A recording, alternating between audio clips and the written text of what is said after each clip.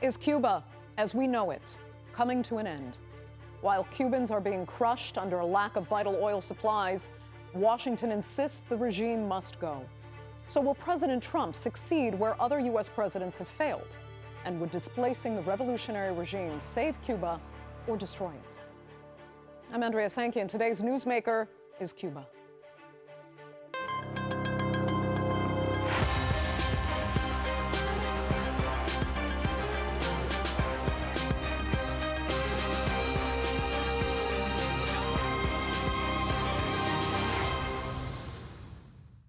About 6 weeks ago, U.S. President Trump warned Cuba to, quote, make a deal before it's too late. That was immediately after Washington invaded Venezuela and arrested its president, eliminating the country's crucial oil supplies to Havana. Well, no deal has been made, and now Cuba is suffering painful consequences. Its vital tourism industry has collapsed as jet fuel becomes unobtainable. Its streets are piling up with trash because sanitation trucks have no gas. So is Trump's foot on the neck of Cuban leadership forcing regime change, or is it making Cubans more determined than ever to stand firm against the enemy of their revolution? Here's a look. The US blockade is strangling Cuba. Following Washington's military action in Venezuela, Havana lost its main oil supplier. Mexico also halted its shipments after US President Donald Trump threatened to impose sanctions on countries supplying oil to the island. This fresh blockade comes on top of the decades-long US embargo, and now life in Cuba nears total collapse. The government has suspended education in many schools and reduced public transportation. The airports are out of aviation fuel, putting tourism on hold. Waste piles up on the streets of Havana as garbage trucks run out of fuel. Hospitals can't fully function during frequent, prolonged power outages. Ambulances are struggling to find fuel, and the supply of vital medicines and equipment has stopped. It is not just a matter of economic pressure. We are facing an energy siege with direct implications for the lives of Cubans and for the lives of Cuban families. It is not rhetoric to say that this situation can put lives at risk, the lives of Cubans at risk. The Trump administration claims that Cuba is a national security threat that works with Russia and terror groups and wants regime change. Washington demands Havana make a deal and open up its centralized economy before it's too late. Cuba is right now a failed nation. They don't even have jet fuel to get for airplanes to take off. They're clogging up their runway. We're talking to Cuba right now. I have Marco Rubio talking to Cuba right now. And they should absolutely make a deal because it's really a humanitarian threat. But Cuba rejects it poses a threat to the US. Its Foreign Minister Bruno Rodriguez traveled to its main ally Russia last week. In a meeting with President Putin, Rodriguez thanked Moscow for its support, and Putin called the US actions on the island unacceptable. We know how difficult it has been for the Cuban people over these decades of Cuban independence, to fight for their right to live by their own rules and to defend their national interests. And now it is a special period, new sanctions. You know how we feel about this. We do not accept anything of the sort. In defiance of the US, Russia is sending much-needed fuel. But even if the ship manages to break the blockade, it will be a drop in the ocean. For so long, Cuba has relied on its international partners, but the embargo has made that model unsustainable. Desperate people are trying to hold on, but the question is, how long can they? The feeling of fighting until death is because we were born here. We have seen many good and bad things, but we repeat by heart that Cuba is free and we have to die with it. While the US chokes Cuba to get what it wants, the cost is a humanitarian disaster for millions of Cubans.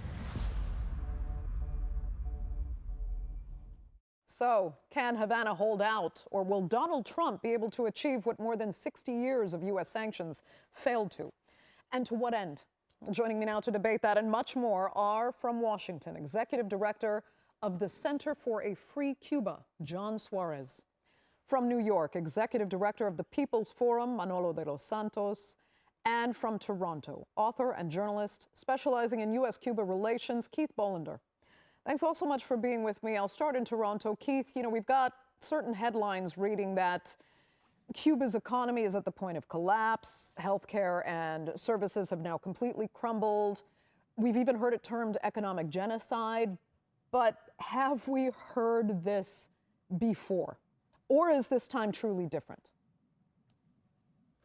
Yeah, thank you. It definitely is a different time. I think it's even worse than the special period when the Soviet Union collapsed and let Cuba suffer economically. I don't know if it's going to be the end of the revolution. I think it's very difficult. There's extreme economic problems in Cuba. But what I would like to make a very quick point is that this is all part of American foreign strategy of the past 60 years. They want to destroy the revolutionary government through economic punishment of the Cuban people, to make things so bad that the Cuban people themselves will rise up and overthrow their own government. Donald Trump is just the latest president to support that position. He is making it worse. He's threatening other countries not to sell oil to Cuba. I'm a Canadian. If the Canadian government wanted to sell oil to Cuba or give oil to Cuba, why do we have to abide by American dictates? Trump has threatened economic sanctions against other countries. How is that proper? How is that right? So the current situation is extremely difficult. The American embargo, the American blockade is making things worse, as it always has been. And hopefully the Cubans can survive this, but it's very difficult, that's for sure. Yeah. So, John Suarez, it is different this time, according to Keith. The U.S. has always wanted to destroy this regime and destroy those who support it from within Cuba as well. So now they want, technically, this transformation, this move toward what they're calling democracy. So what kind of transformation, tell us, would the U.S. actually settle for? How would it want to see the economy opened up? And would it just equate to a U.S.-led takeover of Cuban assets similar to what we're seeing now in Venezuela? Well, first, I don't speak for the U.S. government. However, what I can say is this. I disagree with Keith on one fundamental point.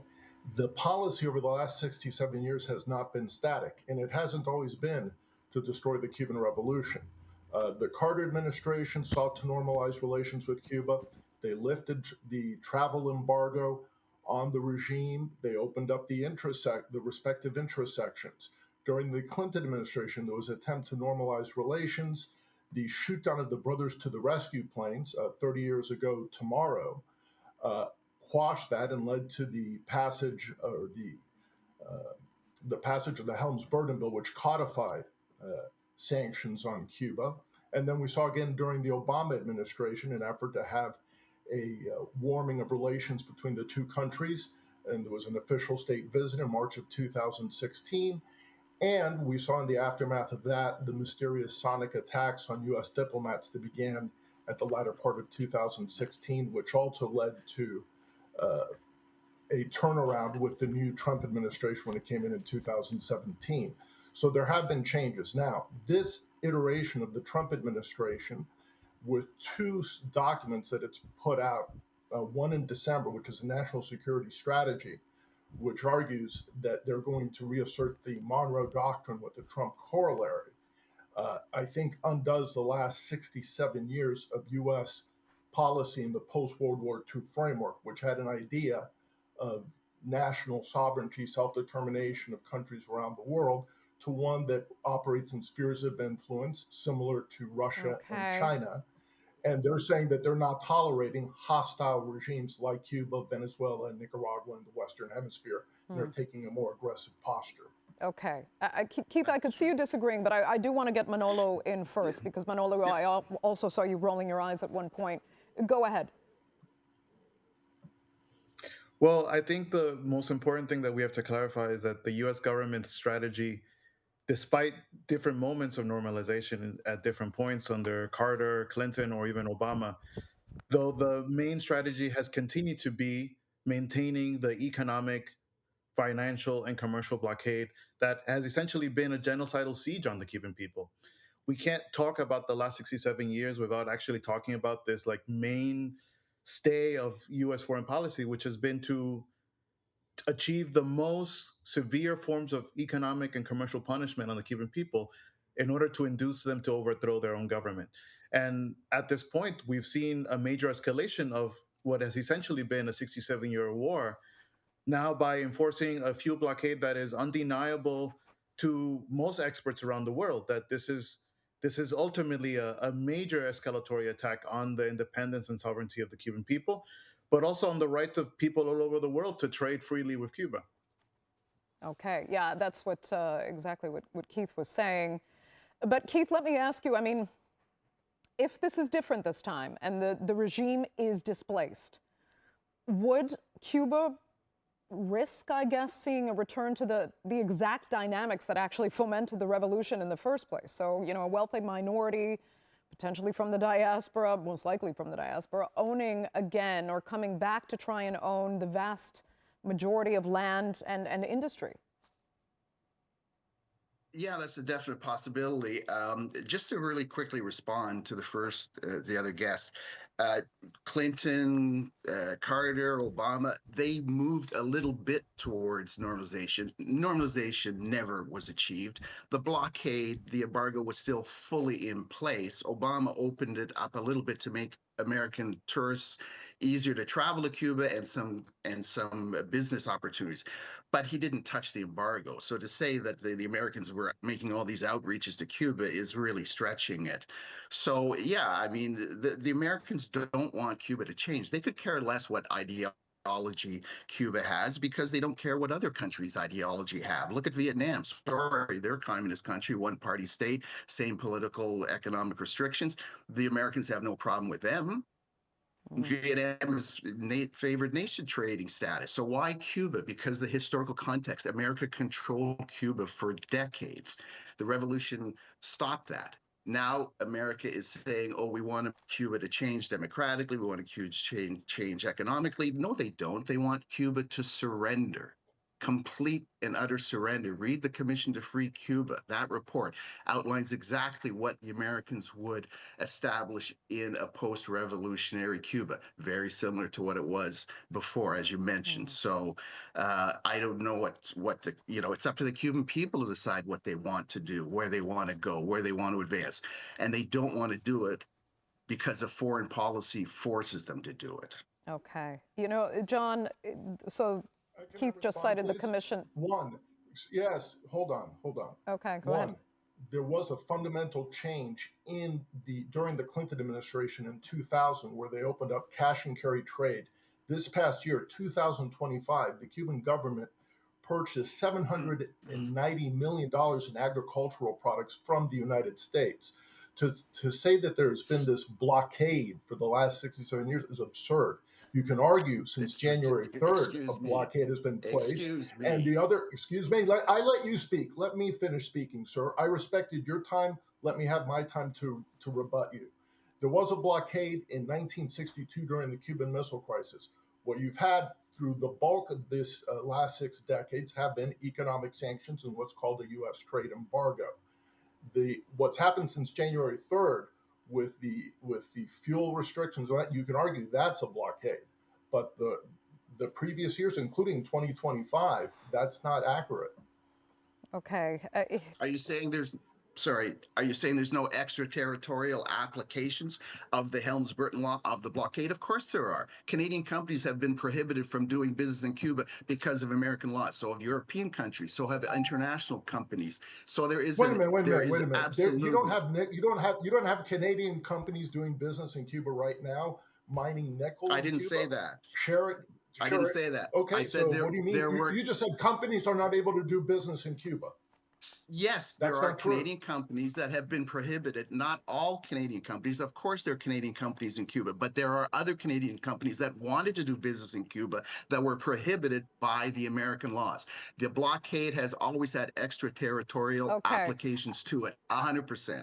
John, I mean, John, at the very least, before we go on too much about this, at the very least, you have to accept that severe restrictions have been placed on those who want to do business with Cuba because of U.S. sanctions. That's a fact. I mean, you can't really say that that hasn't existed. U.S. companies are doing business with Cuba. That's fine. As Okay. recently as December Sure, of but there are 2025. severe restrictions. There's severe restrictions. That's fine.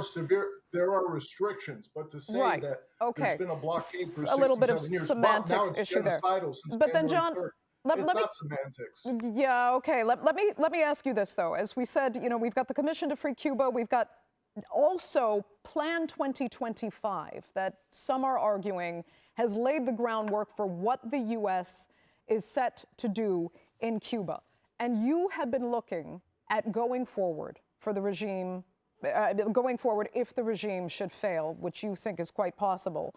And you've said yourself that Cuba has an incredibly wealthy diaspora that you've spoken about, and how they would easily be able to step in and transition Cuba to democracy, you said even within a year. Do you really believe that's true? Would it be simple? Go ahead. Hold on. There's a wealthy diaspora, but also there's a wealthy dictatorship. In other words, the Castro family, Gaesa, which is sitting on $18 billion in cash reserves, would also be a player in that type of scenario. And I think that's why you see this administration negotiating with them.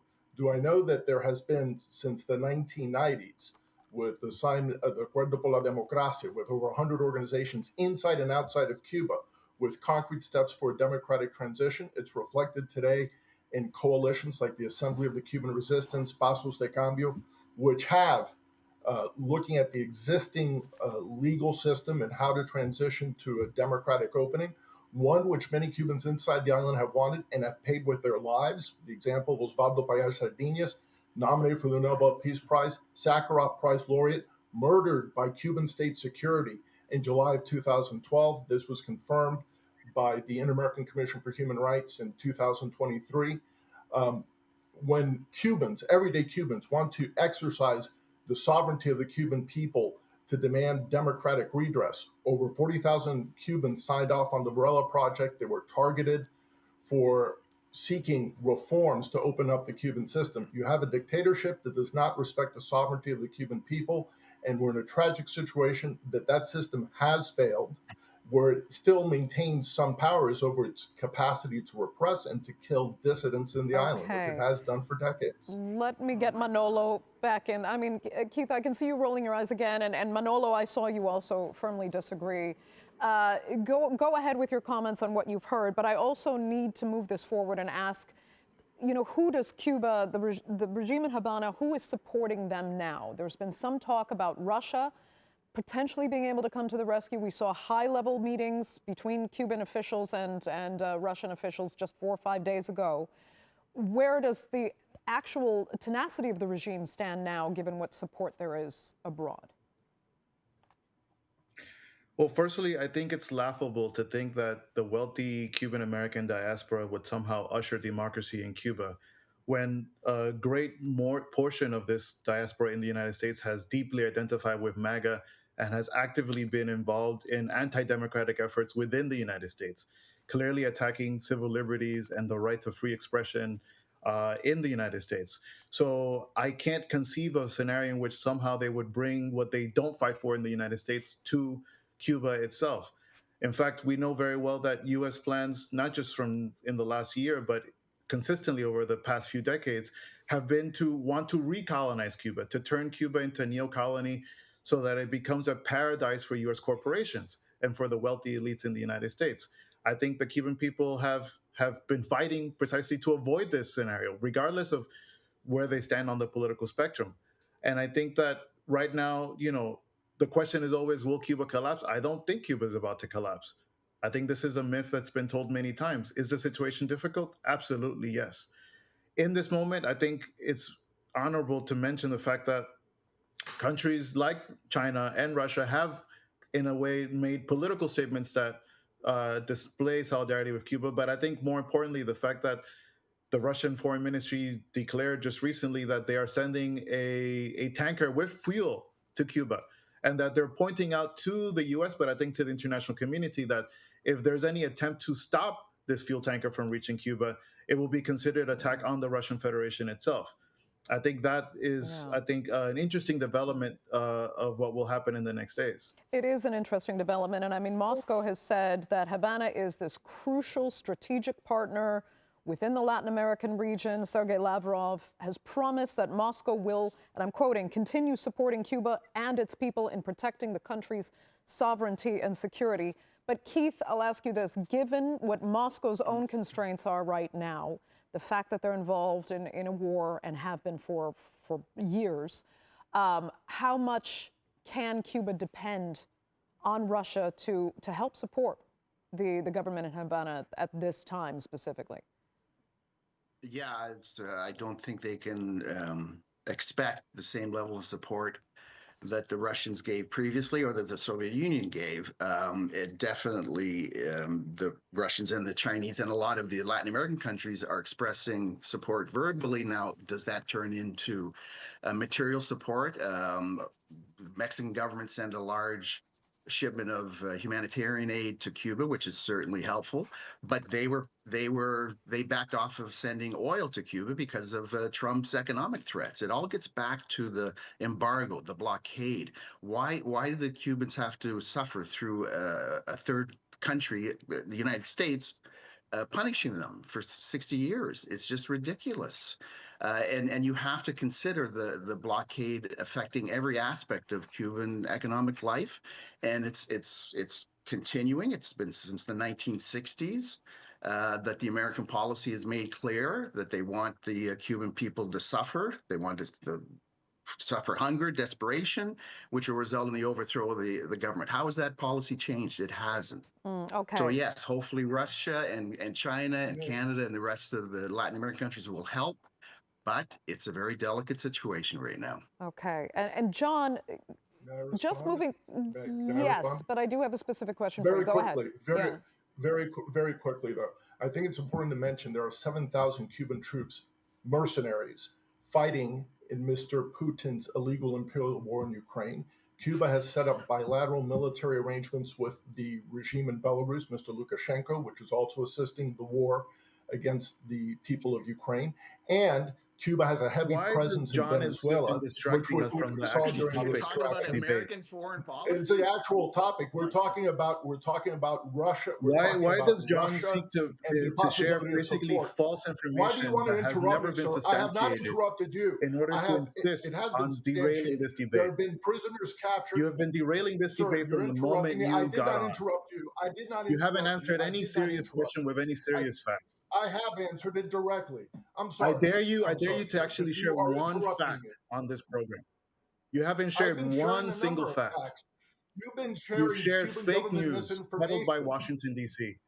Okay. You are not a serious person, John. It's interesting to see how different the interpretations of both history and U.S. policy here, how they differ among all three of you. Oh. Rich coming from you. Okay. Does that still justify the blockade? Does that still justify punishing the Cuban people for their support of the government? Does that justify that? Go ahead, John. What I'm saying is that U.S. policy has been one of containment.